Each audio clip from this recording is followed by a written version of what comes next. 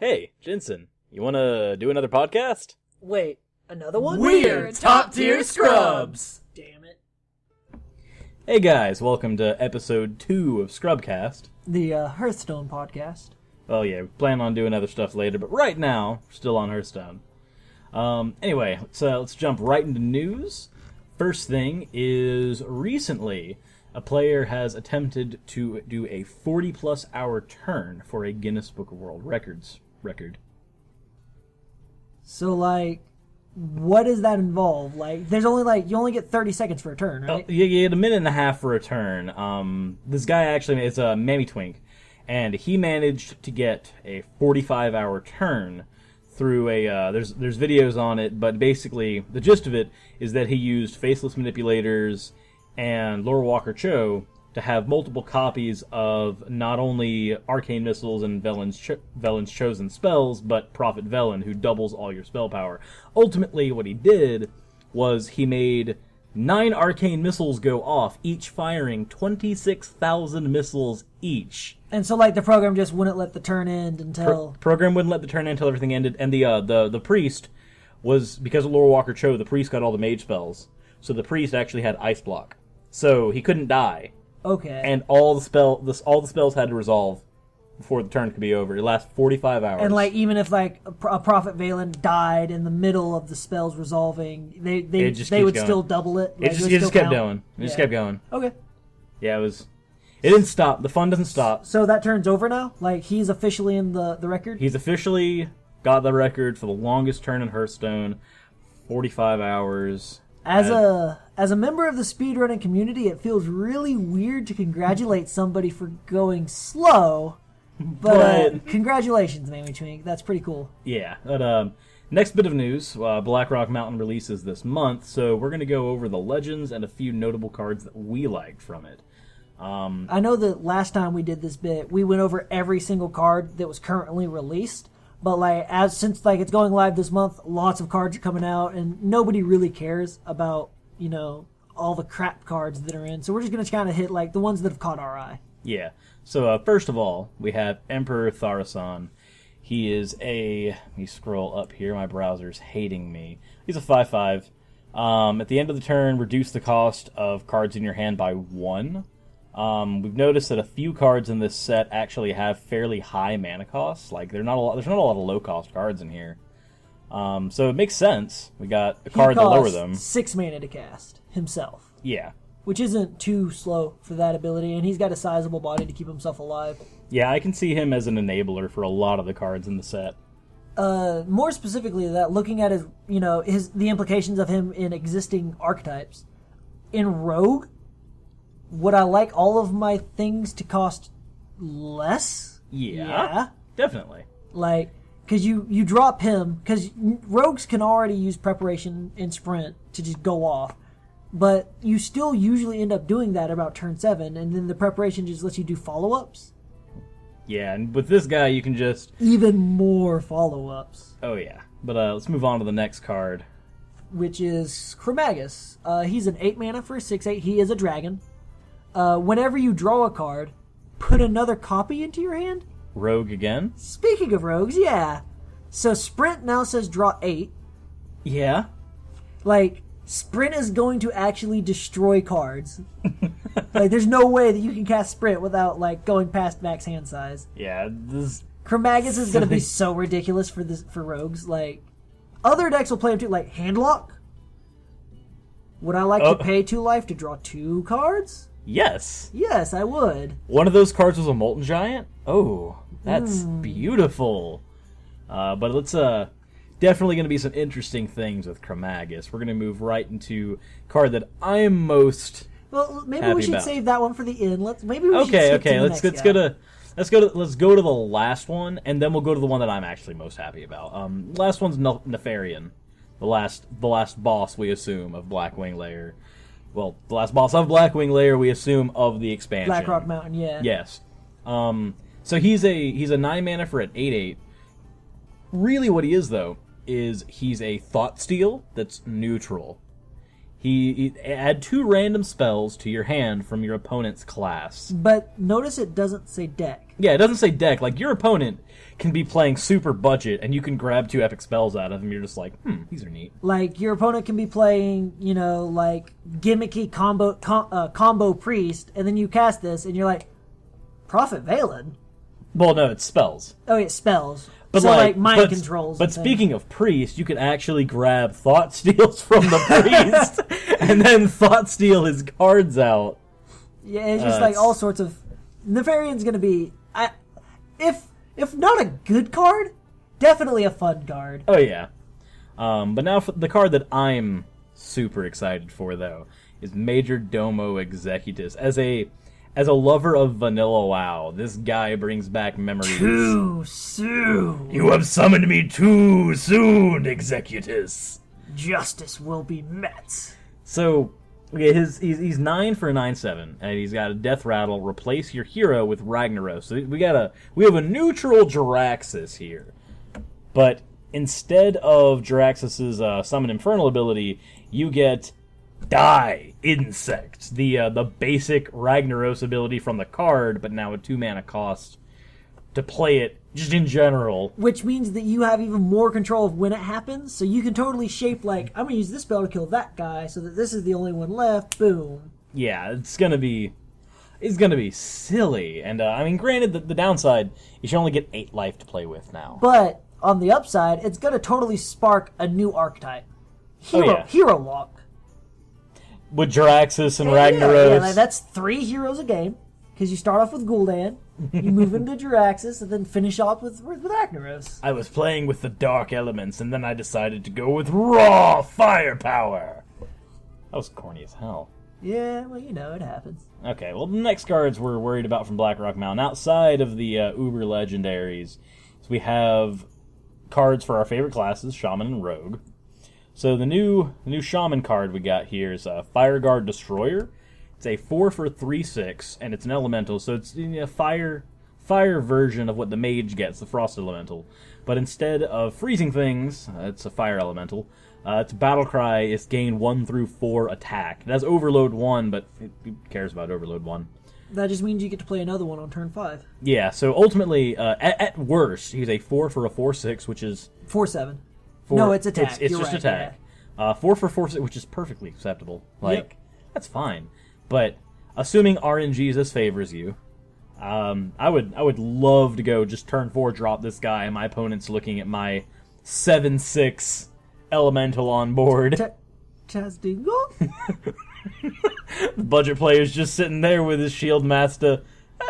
Chazding? No. Speaking of, in the theme of awesome creatures, the new rogue common we've got is Gang Up, which is, I'm excited. This card's interesting.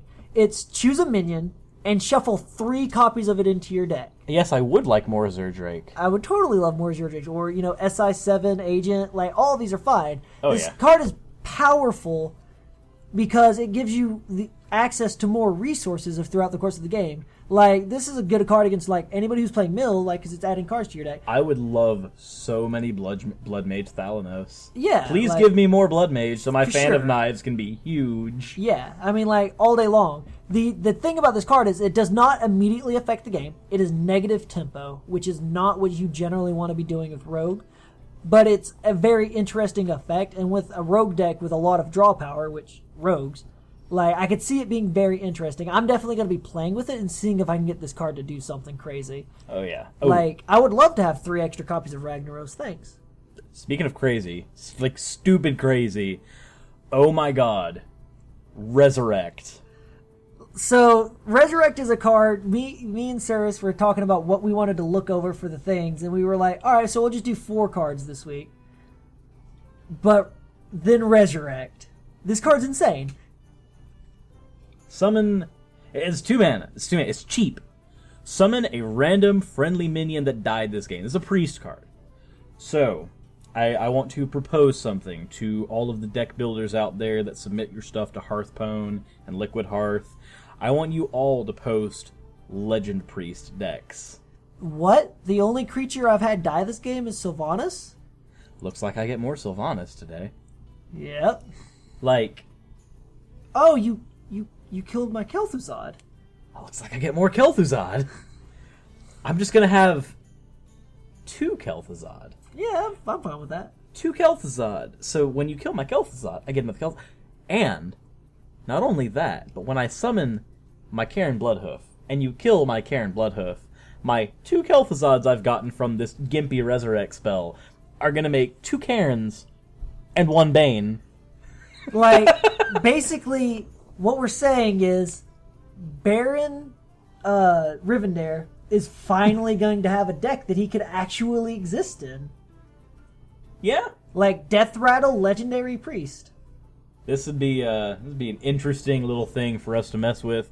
I really want to try this out because, dude, I'm just gonna get more Dr. Boom. I think I need more Dr. Boom in my life. Speaking of new directions for already existing decks and archetypes to go in, we've got some interesting value cards for Hunter, as though Hunter needed extra value. Yeah, we got the common here is a 2 mana quick shot. Deal 3 damage, target thing, so it's arcane shot but a little bigger. If your hand is empty though, you draw a card. Like, is your hand gonna be empty with Hunter? Yeah. Like- Yeah. Speaking of your hand being empty. Core Rager. Oh dear. 4 mana for a 4/4 beast. In Hunter, that's already fine. I'm just gonna drop a Houndmaster on it and make everything K. But its battle cry is if your hand is empty, gain +3/+3. So I'm just gonna pay 4 on turn 4, and I'm Face Hunter, so I'm already pressuring you. Turn 4, pop out the Core Rager, and yeah, here's my 7/7. This deck's going to be super interesting because it's going to be a very all-in style. Like, you're not going to have cards in your hand. If your opponent answers your stuff, then you're done playing the game. But 4 mana 7/7s are not easy to answer. No, they're not. Like, I honestly know that with Mech Shaman, I was playing, Fell Reaver. I played Fell Reaver for a little bit just because when you're playing a rush deck, when turn 5 comes out and you have that 8/8, people start to panic. And then again, even if you're out of cards, you're not technically done playing the game because Hunters play Jeeves. Yeah. You can totally just drop Jeeves in here and be like, I'm going to recover my hand now. And he's the perfect timing, right? Because you draw at the end of your turn, right? Yeah, you draw at the end of your turn with Jeeves. So that means that, like, you're only getting the extra 3 cards, so you're still staying low enough to easily dump your hand out again to, like, get more value from your 0 cards in hand cards. Oh, yeah. Like, that's going to be an interesting deck. It will be. And I fear, because, like, I feel that Hunter is a degenerate deck, and now it gets to be degenerate and uber powerful. But I'm not sure how good it's going to be, because let's take a look at our deck of the week, which is going to have a naturally good metagame against pretty much everything right now. Well, the deck of the week, not discounting Quartermaster Paladin, that has been seeing a huge bit of play lately. We also have a budget deck. Here's the thing about Paladins. They think they're good at the game. Until they fight Tinker Oil. Which you might have remembered me mentioning this last week. This is the deck I've been playing. This deck's definitely caught on in popularity. This deck's probably one of the best, like, out there right now. And again, all the deck wants to do is kill you with Tinker Sharpsword Oil. Yeah. That's like, it. I like paying...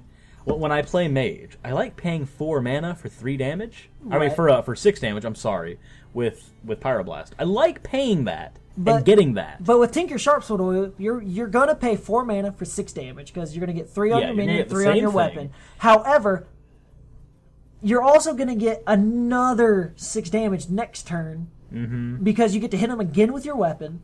Yep. And you get to hit them again with the creature. And then if they don't kill the creature, they lose.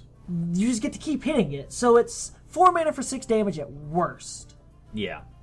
It's a strong deck. I'm not gonna lie, that is a powerful deck. It's what's really powerful about it and why I like it so much personally is it can operate on so many different game plans. Because you can play combo. You got the Sharpsword combo that's just like, here, take 6, take 12, you're dead. You've got the size 7 agent, so you can combo into that. You have eviscerate. You can kill your opponent. Yeah, you have all the stuff to do your basic combo plays, but you've also got also can play aggro too. You can totally play aggro. You got you already are running the chargers, at least 1 or 2 charges in your deck. And you can play just rush aggro with weapons. You just beat them down with your weapons, with your blade flurries and all that. You do what you can. Shade of Naxxramas Shade of Naxxramas kills your opponent just fine without the sharp sword oil. Yep. And your opponent's backed into the corner going, wow, this Harrison Jones is in my hand. I would totally love to play it on the Tinker guy, but I'm going to get 1 card out of it. At least it'll draw, this Harrison Jones is going to draw me 2 cards. That's not bad. It'll replace itself and go up a value. But man, I just know how worthless it is because I'm still so far behind on card advantage. Mm-hmm. And the rogues just drawing cards and you're not gonna get a sharp sworded up if the turn that I play Tinker Sharp Sword Oil and hit you with the first hit side of the weapon and then you play Harrison Jones, you're still dead. You're not coming back. You're done. Yep. It's too late at that point. Yep. And in our next area, we got major meta changes that we've noticed, and holy, things shifted around from the last episode. Not only did Harrison Jones lose a lot of value lately, Pyroblast is playable. I know! Okay, so here's basically what happened. Aggro became really strong because Face Hunter, Zulok, and Mech Mage were just running rampant. Right. And so decks like Handlock became very popular again because they are natural aggro counters. Yes. And then, when does Handlock become live? At 10 life? Oh, wait a minute. I think we have a card for that. It's really interesting that a card that literally just, all it says, 10 mana, kill target Handlock player. For those of you that don't know, Pyroblast is the mage spell, 10 mana, 10 damage to a player. It's a really awful spell. It's terrible. But it does say, kill target Handlock player. Yes, it does. Because, you play it, and then the Handlock's I had a Jiraxis in my hand. I was willing to play it, but you can't play your Jiraxis, and I think the Jiraxis is going to come out of a lot of Handlock decks. He's just not very good right now. Even though Harrison Jones is going away, he's even less good now. You think? Let me tell you, I would if I had to choose between my opponent drawing 8 cards and me losing the game. I can see that. I disagree. I think people will still play Jiraxis because I don't think, how can you play a card that just kills you against the best deck in the format? Well, here's the thing. Handlock wants to play cards that can reset their life. And the only time you're going to face Pyroblast is against Mage. Right. So, you're still going to play him, but if you play against Mage, when you hit down to, 11 life, and you know that they're probably holding on to it, you're just going to Jiraxis early against Mage. That's all you're going to do. You're going to Jiraxis early.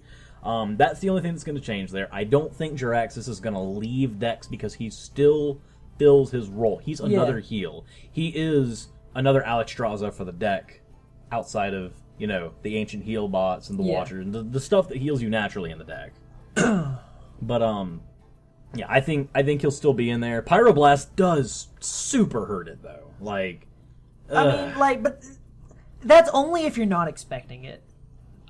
You can play around it. If you're playing against mages, it's really, really tempting to try to rush your life down, to try and get the Molten Giants down before they even get to Pyroblast mana. But you have to be sure that you're going to be able to do it. Because they can still just double fireball you. When I'm playing against mages, I like to I'm still going to try and rush down the turn 4 Stone Giant. Yeah. But try to beat them down with that. But I don't mind paying 6 or 7 mana for my Molten Giant. You know what I mean? It's a thing that you it's better than dying. It's an 8/8 is still once you bait out their polymorphs, they still have to spend 2 cards to kill the 8/8.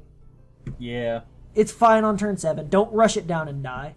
Yeah, if you rush down, you also have to face the fact that mages, not only is there Secret Mage, that's just going to be like, oh, Mirror Entity says nice giant. Oh yeah, no. I have not given a mirror entity, given a mage anything bigger than like a 2/3. Here's my Iron Beak Owl. Yeah, Hope you like it. have that. Like, Here's my Iron Beak Owl. Now let me Mortal Coil it real quick because I really wanted to draw cards. honestly, what I like to do is give them Stone Watchers. You mean Ancient Watchers? Yeah, Ancient Watcher. Ancient Watcher. Anyway, let's go on to the next section. That way we don't take up so much time. It's silly. Next section, we have our notable cards. We're going to drop it down to 2 cards instead of 3 cards like last week. Just 1 card that I personally like, 1 card that Jensen personally likes. So we'll start with the one that I like. Okay. I have been over the moon with this card. Metaltooth Leaper. It is a 3 mana for a 3/3 mech, hunter only. And it gives all mechs you control 2 more attack. So let's go over what hunter is. It's aggro. It's very aggro.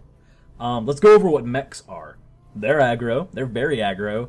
What is the 1 card that makes aggro super fun and swarm super cool? Savage Roar. Wouldn't it be really cool if the strongest aggro deck, side by side with Zulok, had its own Savage Roar? Oh wait, it does.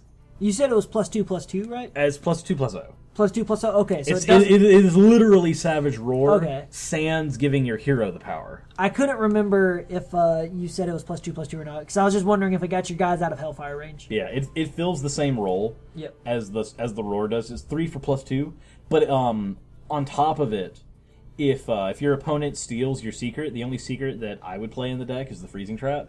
So you just swing the Leaper in. So you bounce it to your hand, then you play it again, Yep. and you get that attack again. You just died faster. Yep. Thank you so much. Let's move on to the next card, though. I've got more to say, but I'll worry about that later. Sneed Shredder. It's not like it hasn't seen a lot of play recently. I haven't seen it at all. I've seen really recently. Recently, yeah. In what? Just random stuff. I've seen it in Warrior because Legend Warrior does exist. I don't know. I haven't seen it in any of the decks that are really doing well recently. Random decks, sure. It's a good card, but I really expect to see a lot of it because you remember that card we mentioned earlier from Blackrock Mountain, Resurrect. Yeah. Here's this card called Sneed Shredder. So it's 8 mana, right, for 5/7, which is awful. It's really awful. But you summon a random legendary minion. And now you can just resurrect them all. Let me just every card with a stupid Death Rattle ability in Priest. That's what you're doing now. That's what you're all doing. I have Baron Rivendare, and now I'm gonna get Baron Rivendare. I'm just gonna abuse Baron Rivendare. Baron Rivendare is a priest now. Yes. He rides a white horse. It's gonna be dumb. It's gonna be great. It's gonna be dumb. So we both kind of mentioned the decks that we've been playing recently. I've been playing a lot of Handlock. I haven't played a lot of Hearthstone since the last video. Other things have come up, so I've really just been hopping on and messing around a little bit. Handlock has been really awesome for me because you just play a game and then you just win. Yeah. And your opponent does it. Your opponent thinks they're doing things. Your opponent plays their creatures. But then you go down to 10 life. And then you're just kind of oh, those are cute creatures. Yeah, hit me. Nope. No, I'm just going to use my ability and draw a card. No, I'm not going to play anything. Keep on. Yeah, keep on. Oh, is that your entire army? All right, Stone Watcher, Soulfire. Ancient Watcher? Ancient Watcher, Soulfire. Let's wipe your board. All right, and now I'm going to drop 2 Molten Giants. You mean Shadowflame? Yeah, Shadowflame. Wow, you're messing up your cards today. Dude, I don't know the names of these cards. I don't play this game. Do you even play this game? You just found me on the side of the road and asked me if I wanted to do a podcast, dude. Well, that's what you wrote on the script. Well, the deck that I've been playing, and the reason that I didn't want to iterate longer on the Mech Hunter stuff, is I've actually been playing Mech Hunter a lot lately, and the highest drop you have in the deck is a 4-drop. That's your Spider. No, that's not your Spider Tanks. That's your Piloted Shredders and your Jeeves. So this is silly, stupid aggro hunter. You're already playing all the stuff that aggro hunter wants to play. Just low drop stuff that you can throw out early. but you're playing it in mech flavor, which means you get a lot of low drop stuff out really early. And a Savage Roar. And a Savage Roar to pump it all up to, like, super amazing power. And when you run out of cards in your hand, you just drop Jeeves. Yep. It's a beautiful deck. Like, I really like it. It's gotten me quite a few free wins. Free wins are nice. That seems to be the flavor of this week. Yeah, just decks that your opponent's like, I've got this, and all of a sudden, no, you don't. It's like, you remember when we were playing Hearthstone? Here's 3 8/8s. I don't know what game you're playing, but my game's better. Yep. And our last section, as with last week, no, technically it was 2 weeks ago, actually. Yeah. As with last episode, sorry, is our fan topics and fan cards, and as we have no fans. Well, if you remember, sirs, last week we gave out a call to action. We asked all of our fans to send in ways that Magma Rager could be like broken and exploited and just made insanely good. Nobody sent us anything. No. So we came up with our own. Yeah. All handlock flavored. So Magma Rager has a lot of synergies with the new dragons. Yeah, if one creature dies, you get more dragons out, which is cool because Magma Rager's gonna die. Especially when you look at his synergies with a really good Warlock card called Hellfire. Yeah, I'm gonna bring out this Magma Rager who will die to Hellfire, so I can bring out my dragons cheaper. You know, I like paying 3 mana so that I can make my dragon cost 1 less. I think it's very good card economy. But you know what's even probably better than that? If you use a Mortal Coil to kill your Magma Rager. Yes, let me tell you how card economy works. Okay, so I'm going to pay 4 mana, alright? So I can do this on turn 4 or turn 3 with a coin. I'm paying 4 mana and 2 cards to draw 1 card. I think it's a very effective strategy. Well, you're missing the point. Like, I see the sarcasm in your voice, but, like, you have to think about it, okay? Mm-hmm. Like, not only are you drawing a card, it's a card you didn't have. But you're getting rid of a Magma Rager, so you don't have to be embarrassed anymore. True. That's positive card economy. The social faux pas is gone now. You can play Magma Rager. Okay. And then you drop Shadow Flame on it, wipe Right. the board. Probably Dude. the one legitimate strategy we got here. Assuming that your opponent, like... Man. Let me tell you about this, though, okay? So, like, we've come up with a lot of good ways to make your Magma Rager die. Yes. All right. So let's talk about how we can make it live through combat. All right. Power overwhelming. Yes. Okay. So a Magma Rager with +4 health. Yep. Lives through more combat than a Magma Rager with not. Yeah, +4 dude. health. Like, you play Power Overwhelming on it. You can trade your Magma Rager with a dude, and then he's totally gonna live through that fight. Yes. Which is very effective. Right. Yeah. He'll live till the end of the turn. Yeah, dude. I can't imagine any way that he'll die this turn. Yeah, not horribly, no. No, definitely not. Definitely not. More ways to make it live. Defender of Argus. Yeah, it gives it more life. Gives it more life. And your opponent now has to hit the thing with 6 damage. It's true. Too bad they're going to swing at it with their Leper Gnome. But that's one Leper Gnome you don't have to fight now. True. I know. Other synergies in the deck. You can silence it with Iron Beak Owl. Right? So, like, if your opponent... Like, imagine for a second that they make a card that says your opponent's creatures cannot attack. You can silence your Magma Rager with And Iron now Beak Owl. it can attack. It totally can attack, and it can trade with the thing that made your creature say that. Yes, I know. It's super good. You can Siphon Soul it for a really mana-efficient heal. Yes, I think that 2 cards And 9 mana. and 9 mana To gain 3 life. is worth 3 life. Yes. There's no better way to do that. Not in Handlock. I think the best way that Handlock can make use of this card, though, you can keep it in your hand. Yes. And it makes your Stone Giants cost less. It makes your Twilight Drake even bigger. Yeah, like, you need cards in your hand, right? Why not Magma Rager? I know, because then you also don't have to suffer the embarrassment of actually summoning that Magma Now, Rager. all jokes aside, I've been working on a new direction to take Handlock in, okay? And it does involve Magma Rager, and I'm being completely serious here. I think that Magma Rager and Blood Imp is the next big thing. You think so? I think so. I'm going to pay 4 mana Right? for a 5/2. Yep. But you do that because in the early stage of the game, you're just drawing your cards, right? Yeah. So you just trade a turn of card drawing to get this thing that they have to deal with. Yeah. It's good. It's really good. It's foolproof. It's super good. Now, bear in mind, we don't like Chillwind Yeti. Chillwind Yeti is probably the worst card in this game. Yes, I think he's the worst card because you pay 4 mana. And he trades with Magma Rager, which I only know. costs 3. I know, it's so awful. It's pretty terrible. It is. Like, Magma Ranger kills Lotheb. Chillwind Yeti doesn't kill Lotheb. Yes, and Lotheb is played in almost everything. Actually, yeah. He is. That's a legitimate point. Like, making your opponent not play cards is cool, and that's why Lotheb's great. Way to go, Magma Rager. But Magma Rager lets you then... It doesn't let you play any more cards than before, but, like, you get to smack your opponent around for being so audacious as to prevent you from playing Hearthstone. What a jerk. I know. Remember, guys, you should put Magma Rager in your deck. Every deck. Especially Handlock. Yep. At least one. Just give it a try. You'll probably get really good results out of it. Your opponents aren't going to expect it. You will. Your rank will go up. Your rank will go higher and higher. I mean, yeah, like, I put Magma Rager in my deck, and I got from rank 20 to 25 in, like, a day. I know. It's super good, and there's no other way for you to go from 20 to 25 than by playing Magma Rager. That's why we're the top tier scrubs. Yes, that's how you get to the best tier in the world, Angry Chicken. Yep.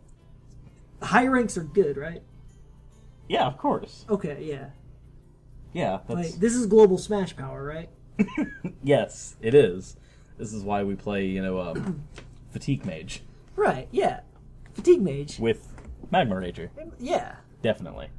That said, like with last time, we're going to ask you guys to give us a suggestion for a card you want us to talk about in this last section. Otherwise, we're just going to keep on giving you strategies for Magma Rager. Yeah, I mean... And if you guys want us to do Magma Rager as well, I understand. Like, we'll probably find a way to fit him in. He has so many synergies. My favorite synergy is Hellfire. Yeah, I think it's a very efficient way of Like, with a Magma Rager on board, Hellfire does 3 damage to it, kills it. 3 damage to you, makes your Molten Giant cheaper. Something you couldn't have achieved otherwise. Dude, Magma Rager's the best. He is. I like him. Alright, guys. 8 out of 8. Much great. Alright, guys. This has been another episode of the ScrubCast for Hearthstone. Yes, definitely for Hearthstone. Yeah. Not Magma Rager Stone, right? I mean, he might as well be the mascot of the game. May as well.